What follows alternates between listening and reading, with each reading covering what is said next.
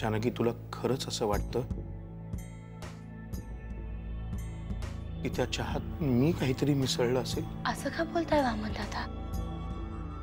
एक वेळेस ना मी स्वतःवर संशय घेऊ शकते, पण तुमच्यावर? काही हवंय का?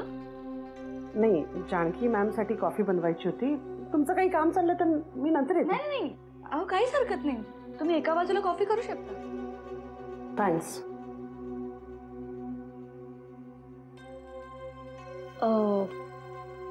काल मी तुमच्याशी जे काही वागले त्याबद्दल माफी मागते. It's okay. मला वाटतं तुमचा काहीतरी माझ्याबद्दल गैरसमज होता म्हणून तुम्ही भांडलात. That's all. नाही, पण आपापसात काही असू द्या, पण तुमच्याशी असं वागायला नको होतं. I am really sorry. मी म्हटलं ना इट्स ओके. थँक्स.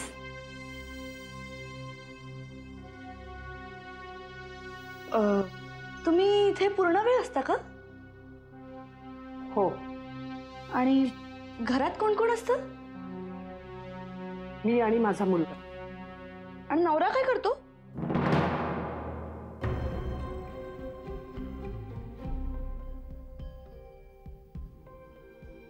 मला वाटतं अहिल्या मॅम, तुमचे प्रश्न जरा जास्तच खाजगी नाही का होतं? ओ, आय एम रिअली सॉरी. म्हणजे तुम्हाला याचं उत्तर द्यायचं नसेल तर ठीक आहे, माझी काहीच हरकत नाहीये.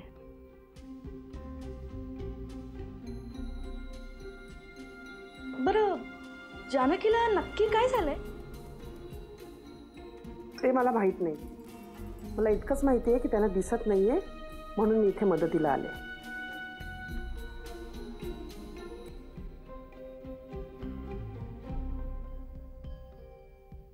अहिल्या मॅम, कॉफी रेडी झाली आहे. मी केलं तर चालेल का? हो चालेल ना. थँक्स. मी तर इथे फक्त तुमच्याशी गप्पा मारण्यासाठी थांबले होते. वाकणीस आज वामन चेअरमन पदाचे सूत्र हातात घेणार आहे. होय साहेब. त्या घरातल्या गडबडीमुळे मी बोललो नाही, पण वामनरावांवर आपल्याला लक्ष ठेवावं लागणार आहे. ठेवा, लक्ष ठेवाच वाकणीस, पण त्याचं स्वरूप साधं असू दे. पण कुठल्याही बाबतीत हलगर्जीपणा होता कामा नये हे लक्षात ठेवा. साहेब, आतापर्यंत कधीतरी हलगर्जीपणा केलाय का मी? वाकणीस, आपल्याला त्याची कोंडी करायची नाहीये, पण त्याच्याकडे जास्त दुर्लक्षही करायचं नाहीये. अगदी ऑफिसमधल्या शिपायापासून ते जनरल मॅनेजर पर्यंत सगळ्यांनाच त्याच्यावर लक्ष ठेवायला सांगा. तुम्ही सांगण्याआधीच ही सगळी यंत्रणा कामाला लागली साहेब. फक्त आता धार तेज करायची म्हणजे बा. वाकणीस, एक लक्षात ठेवा की वामन हुशार आहे, परशू सारखा मूर्ख नाहीये. माझ्या मते परशुशेठ जास्त हुशार आहेत. बरी आठवण झाली. मला एक विचारायचं होतं. समजा या कामात आपण परशूचा वापर करून घेतला तर? साहेब, हे म्हणजे घाणीमध्ये दगड मारून स्वतःच्या जांगावर घाण उडवून घेण्यासारखे. विश्वास ठेवण्याच्या लायकीचा नाहीयेत परशुशेठ. आणि सध्या बरे असलेले वामनराव ते सुद्धा बिथरतील. माझा आपला एक प्रस्ताव होता. आज सकाळी खूप गयावया करत होता परशू म्हणून. त्यापेक्षा साहेब, आपण एकमेकांच्या पायावर धोंडा मारून घेऊया. चला चला चला. काननबाई, सांभाळून या तिला. म्हणजे दवाखाना काही तसा फार लांब नाही आहे म्हणा, पण तरी सुद्धा डॉक्टरांना सांगा उगाच तिला तंगवत नका म्हणावं. ठेव, लवकर पाठवा. आत्याबाई, तुम्ही काळजी करू नका, मी आहे ना मॅमच्या सोबत. काननताई, माझ्याबरोबर साक्षात पांडुरंग आला ना तरी सुद्धा आत्याबाई त्याला तेवढ्याच सूचना करतील. चला मॅम, येतो आपण. या.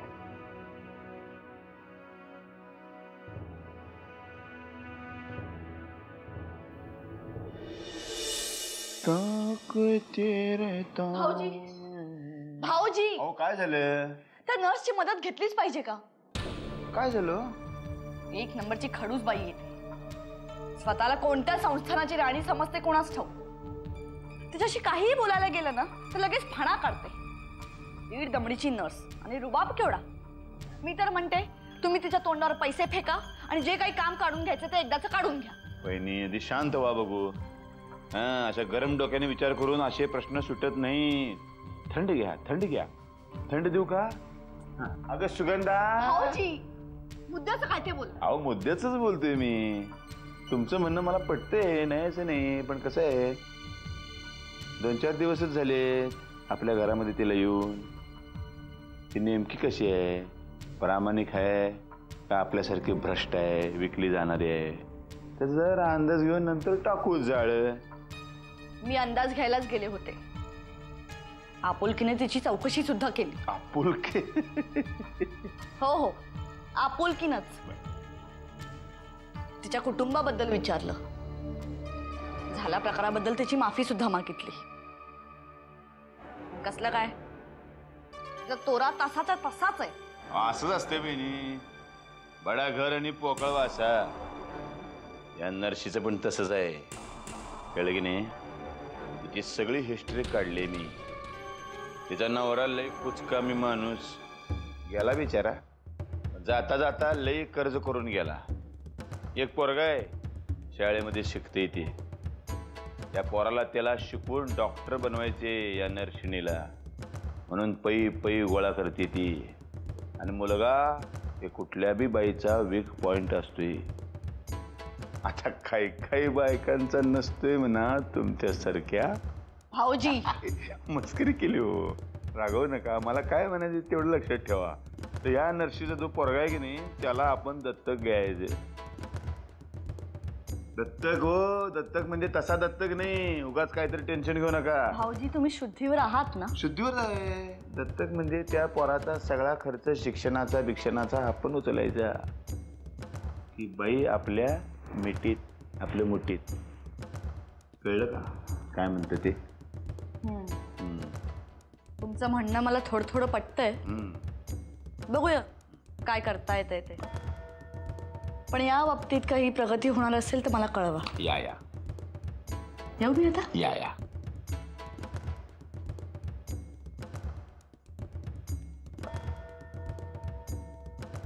नर्स माझी. मॅम बसा इथे. चला मॅम, तुमच्या मनातला गैरसमज जो होता तो आता दूर झालाय. सगळ्या टेस्ट नॉर्मल आल्यात. आता लवकरात लवकर. माझे डोळे परत येतील असं तुम्हाला वाटत असेल तर तुमचा गैरसमज आहे. कारण मला दिलासा मिळावा म्हणून डॉक्टर नेहमीच असं बोलतात. डॉक्टर कशाला खोटं बोलतील. आणि तुम्हाला कधी ना कधी दिसणार आहे या मतावर डॉक्टर ठामच आहेत. ते जाऊ द्या. ह्या सगळ्या टेस्टचे रिपोर्ट चांगले आले हेच फार चांगलं झालं. उगीच मला सतत धाकधूक वाटत होते. जानकी मॅम, डॉक्टरांनी हे नवीन आय ड्रॉप्स दिलेत. सकाळ आणि संध्याकाळ मी तुमच्या डोळ्यात घालत जाईन. हे म्हणजे डॉक्टरनी तशी इन्स्ट्रक्शन्स दिली आहेत म्हणून तुम्हाला सांगते. अहो काननताई, तुम्ही पण ना एखाद्या लहान मुलाला समजावतात तसं सगळं मला समजावलंच पाहिजे का. तसं नाही आहे मॅम. ॲक्च्युली तुमची दृष्टी परत यायला काय कारणीभूत ठरेल हे सांगता येत नाही. पण का कुणास ठाऊक मला असं वाटतंय की हे आय ड्रॉप्स आपल्याला खूप मदत करू शकतात.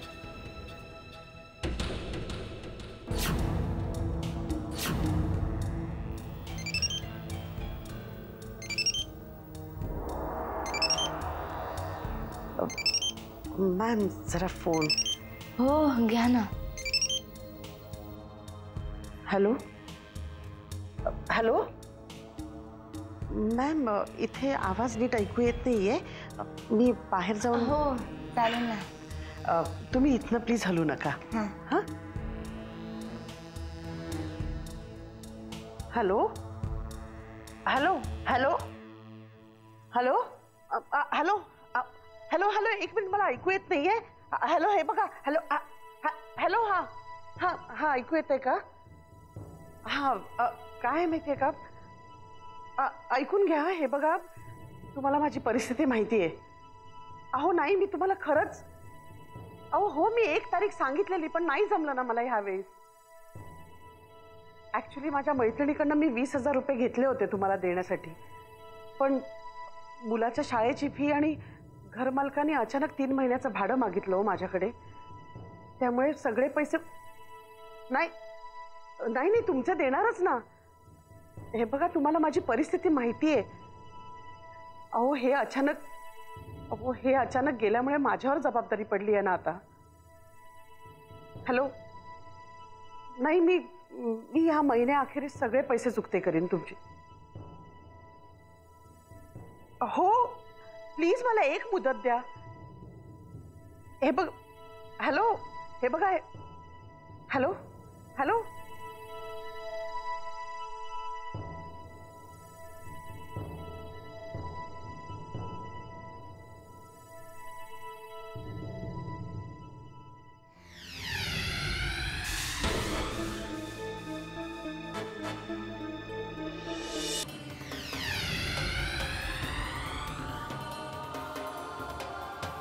थांबा.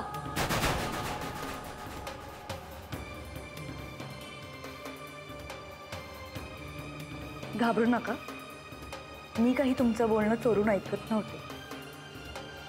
इथून सहज जात होते तेव्हा तुमच्या चेहऱ्यावर चिंता दिसली म्हणून थांबले. काही झालंय का? Excuse me. मॅडम, तुम्हाला या घरात माझ्याबद्दल बरंच काही सांगितलं असेल, अर्थात वाईटच सांगितलं असेल, पण तुम्हाला म्हणून सांगते, मी एवढीही काही वाईट नाही. नाही, तसं काही नाहीये. काही झालंय का? काही प्रॉब्लेम असेल तर मला सांगा ना. काही नाही. Excuse me. Madam please. हे बघा, तुम्ही ऑकवर्ड फील करू नका. कोणाचे तरी पैसे द्यायचे आहेत हे मी तुम्हाला फोनवर बोलताना ऐकलं होतं. काही कर्ज आहे का? जे काही असेल ते मोकळेपणाने सांगा ना. हे बघा, आमच्या घरात आलेला प्रत्येक माणूस हा आम्ही आमच्या घरातला एक सदस्यच मानतो. त्यामुळे तुमचे प्रॉब्लेम शेअर करायला माझी काहीच हरकत नाही. नाही मॅम, ॲक्च्युली तसं काही नाही. म्हणजे मी माझ्या पर्सनल गोष्टी कधी शेअर करत नाही. आता नाईलाजाने त्या माणसाचा फोन इथे आला आणि पण त्याच्यासाठी आय एम सॉरी. हे बघा, संकटात सापडलेल्या एखाद्या व्यक्तीला वाऱ्यावर सोडण्या इतके आम्ही निर्दयी नाही आहोत. खरंच मला सांगा काय झालंय ते. बरं, तुम्ही आधी शांत व्हा. तुमच्यासाठी पाणी मागवू का? नो थँक्स, मी ठीक आहे. मग काय झालंय सांगा मला. कोणाकडून कर्ज घेतलंय? त्यावरून कोणी तुम्हाला त्रास देत आहे का? का मुलाच्या फीचं काही कारण आहे?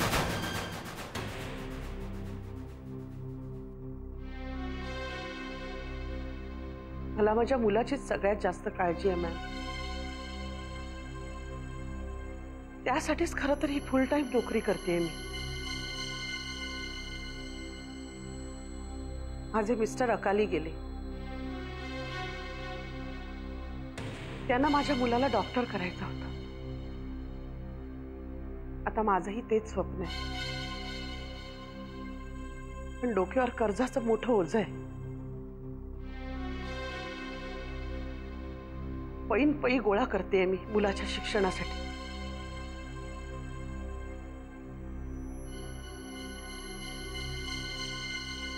मुलगा घरी एकटाच असतो म्हणून त्याची खूप काळजी वाटते, म्हणून त्याला बहिणीकडे सोडून येते. एकदा का तो शिकून डॉक्टर झाला ना का आम्ही सुटले. डोंट वरी.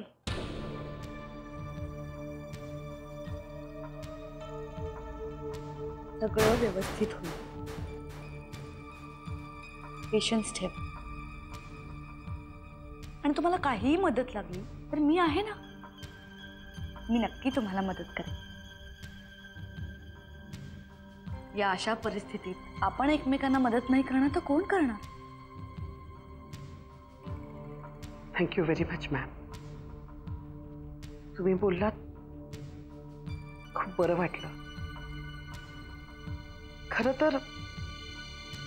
खरं तर मनावरचं खूप मोठं ओझं कमी झाल्यासारखं वाटलं.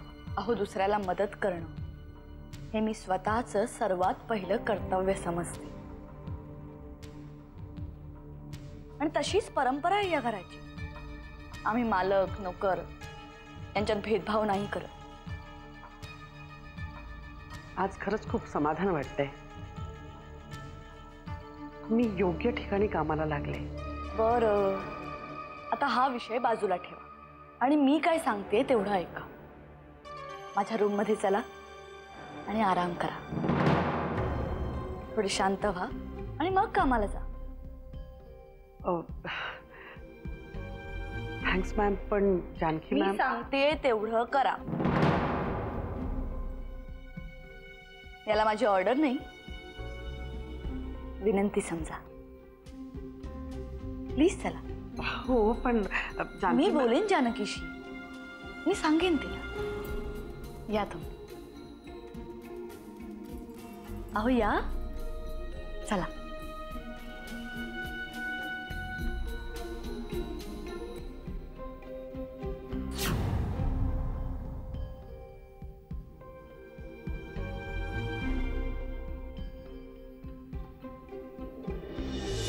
माईला त्रास दिला दिवसभर, दुसरं आपण काय करतो? आईला फक्त त्रासच देतो, हो की नाही? हो की नाही? आईला त्रास देते का? सारखा सारखा.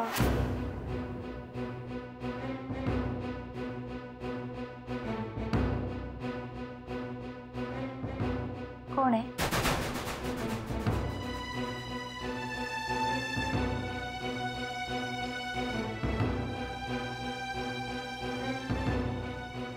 कोण आहे?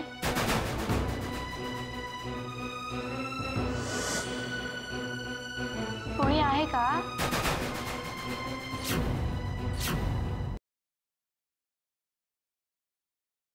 कोण आलाय आपल्याकडे? कोणी आलंय का? हं? हं?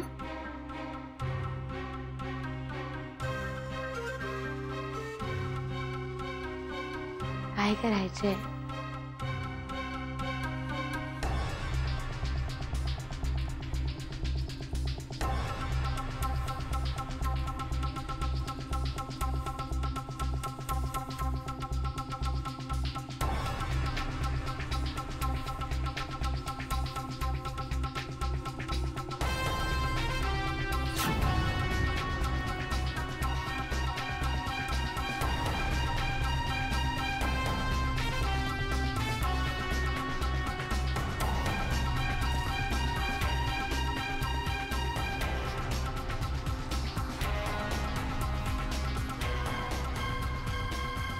हे काय करते?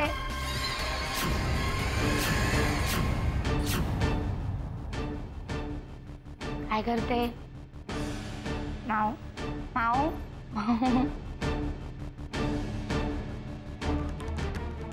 काय चालू आहे?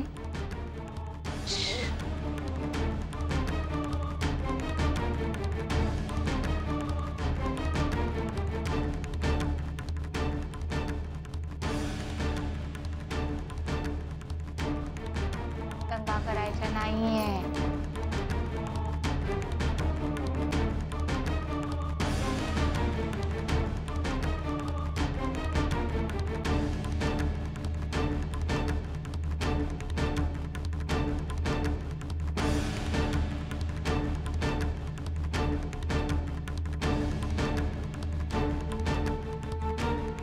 हे औषध डोळ्यात घातल्यावर डोळे नीट होणार आहेत होय तुझे.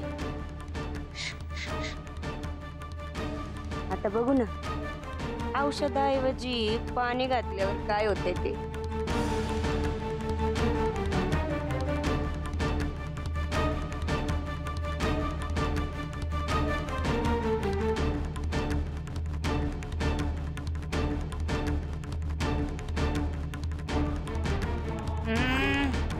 झोप आली ना बाळाला?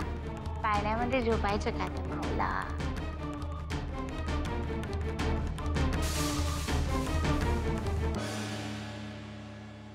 हा, पाळण्यामध्ये झोपायचंय ना.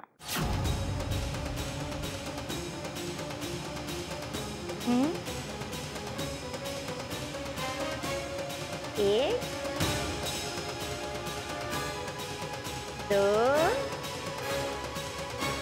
आणि माऊ इथे